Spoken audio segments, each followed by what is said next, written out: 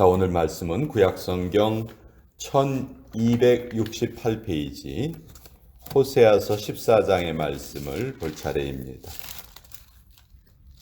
구약성경 1268페이지 호세아서 14장 전체 1절부터 9절까지의 말씀 전체를 우리 읽도록 하겠습니다.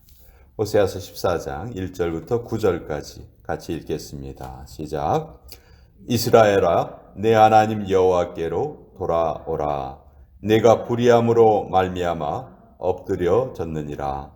너는 말씀을 가지고 여호와께로 돌아와서 아뢰기를 모든 불의를 제거하시고 선한 바를 받으소서.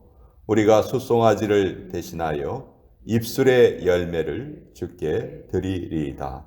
우리가 아수르의 구원을 의지하지 아니하며 말을 타지 아니하며 다시는 우리의 손으로 만든 것을 향하여 너희는 우리의 신이라 하지 아니하오리니 이는 고아가 주로 말미암아 긍휼을 얻음이니이다 할지니라.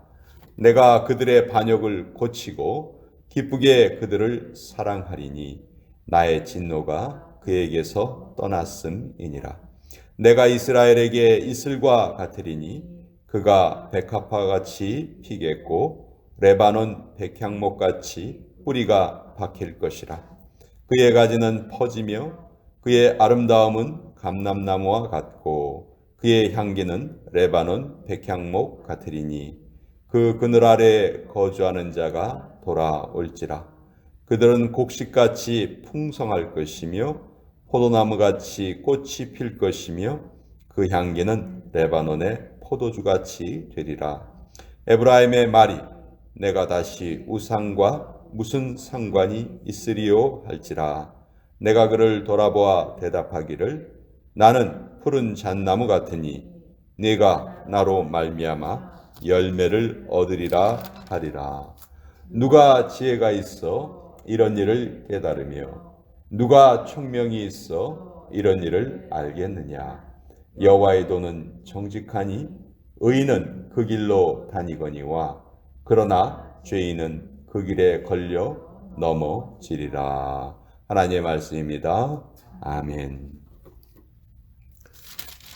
자, 오늘 호세아서 14장의 말씀, 호세아서의 결론과 같은 말씀인데요. 호세아 선지자, 북이스라엘이 멸망당할 시기에 활동했던 선지자입니다. 정말 애타는 가슴을 가지고 하나님의 말씀을 외쳤던 선지자고 남유다가 멸망당할 시기에 활동했던 예레미야의 버금가는 예레미야처럼 아주 참 동족들을 향한 안타까운 마음을 가지고 하나님의 말씀을 전했던 선지자가 호세아 선지자입니다. 재미있는 것은 북이스라엘의 마지막 왕의 이름이 호세아 왕입니다. 호세아 왕 때 멸망당했거든요. 근데 호세아 선지자가 같은 이름을 가진 호세아 선지자가 그 북이스라엘이 멸망당하지 않게 하기 위해서 정말 최선을 다해서 사역을 했었거든요. 근데 결국은 북이스라엘은 하나님의 말씀을 제대로 섬기지 않고 아수르에 의해서 멸망당합니다.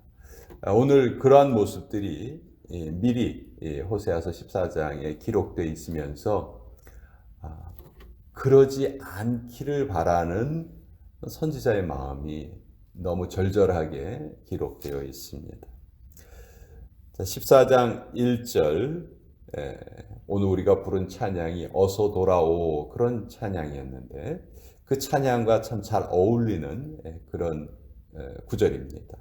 이스라엘아 내 하나님 여호와께로 돌아오라. 돌아오라.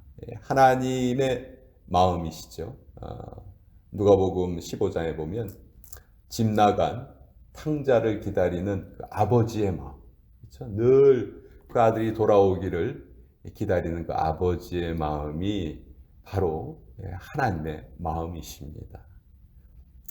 하나님께 돌아와라, 돌아와라. 2절에 보면 너는 말씀을 가지고 여호와께 돌아와라. 그냥 돌아오는 것이 아니고 하나님의 말씀을 잘 지키겠다는 그 마음이 꼭 필요하다.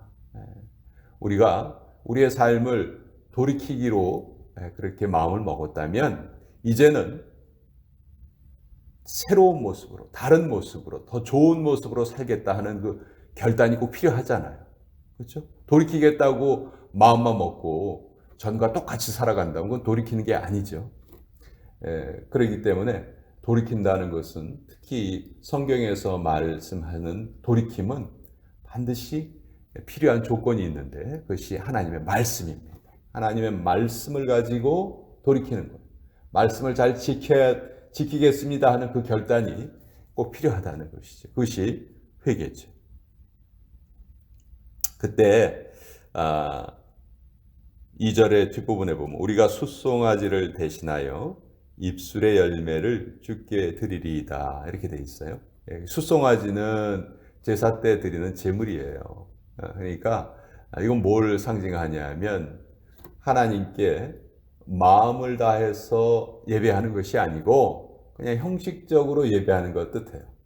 그렇지만 입술의 열매는 이제 정말 내 영혼의 진심을 하나님께 드리겠습니다. 우리가 예배 드릴 때 보면 어떤 때는 정말 마음이 드려지지 못하는 예배를 드릴 때가 있어요. 우리의 연약함 때문에. 그렇죠? 그런 예배는 사실 하나님께서 받으시기에 합당한 예배는 아니죠. 그렇지만 하나님께서 받으시는 예배는 정말 우리가 진정으로 우리 자신을 다 주님 앞에 드리고자 하는 마음으로 드리는 예배를 하나님께서 받으시죠. 그래서 호세아 선지자는 북이스라엘 백성들이 이런 마음으로 하나님께 돌아오기를 좀 간절히 바라면서 마치 자기가 북이스라엘 백성들을 대신해서 이런 그 고백을 하나님 앞에 드리고 있는 거예요. 그리고 3절에 보면 우리가 아수르의 구원을 의지하지 않겠습니다. 사실 이 아수르가 북이스라엘을 멸망시킨 나라예요. 그러니까 북이스라엘 백성들이 하나님을 의지하지 않고 헛된 것을 의지하기 때문에 하나님께서 어떻게 벌하시냐 하면 너희가 의지하는 그 헛된 것이 바로 너희를 멸망시킬 것이다. 무너뜨릴 것이다. 우리가 지금 세상 것을 바라면서 세상 것을 의지해서 살아간다면 하나님께서 똑같은 보응을 해 주실 거예요. 우리가 의지하려는 그 세상 것들로 인해서 우리가 오히려 멸망당하게 된다는 것이죠. 그래서 성경은 계속해서 이 세상은 우리가 잠시 머무르다 지나가는 곳, 우리 삶의 자세는 나그네와 같은 삶을 살아야 한다. 여기가 영원히 거할 곳이 아니라는 것을 우리가 늘 깨닫고 살아야 돼요. 그래야 우리가 세상에 대한 미련을 버릴 수가 있어요. 그리고 이 세상은 우리가 돌아갈 본향에 비하면 너무너무 타락해 있고 너무너무 불완전하고 너무너무 더럽혀져 있어요. 여기에 우리가 있어야 될 이유가 없는 것이죠.